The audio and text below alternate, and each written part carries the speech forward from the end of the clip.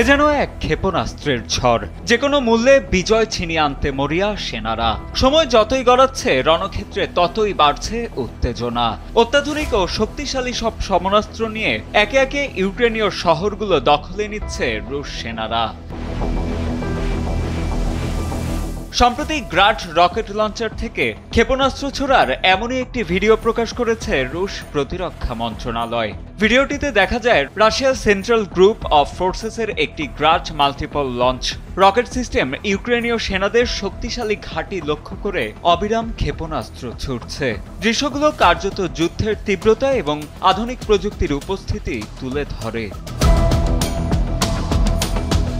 গোপন সূত্রে রুশ কর্তৃপক্ষ জানতে পারে উত্তর ডোনেৎস্ক পিপলস রিপাবলিকের একটি বনভূমি অঞ্চলে ইউক্রেনীয় সেনারা জড়ো হয়েছে। সেই তথ্যের ভিত্তিতেই গ্রাড সিস্টেমের ক্রুরা দ্রুত ফায়ারিং পজিশন নেন এবং 15 কিলোমিটারেরও বেশি দূরত্বে রকেট গোলাবর্ষণ করেন।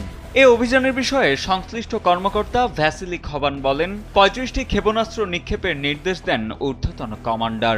আকাশপথে নজরদারি নিশ্চিত করে লক্ষ্যবস্তু ধ্বংস করার পর ক্রুরা কোনো দুর্ঘটনা ছাড়াই নিরাপদে তাদের আশ্রয়ে ফিরে আসতে সক্ষম হন। গ্রাড সাধারণ আর্টিলারির চেয়ে বেশি গতিশীল। যে কোনো অপ্রত্যাশিত লক্ষ্যের জন্য একাধিক ফায়ারিং পজিশন প্রস্তুত রাখতে হয়। আমরা কখনো শত্রুর পেছন থেকে, আবার কখনো বা সরাসরি যুদ্ধের প্রথম সারিতে আঘাত হেনে তাদের পদাতিক সেনাদের প্রতিহত করি।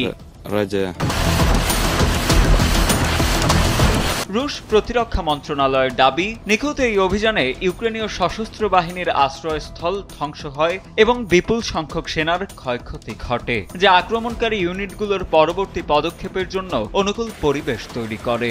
ড্রোন থেকে প্রাপ্ত তথ্য দ্রুত হামলার ফলাফল মূল্যায়ন করতে সাহায্য করে এবং নতুন লক্ষ্যবস্তু শনাক্ত করে।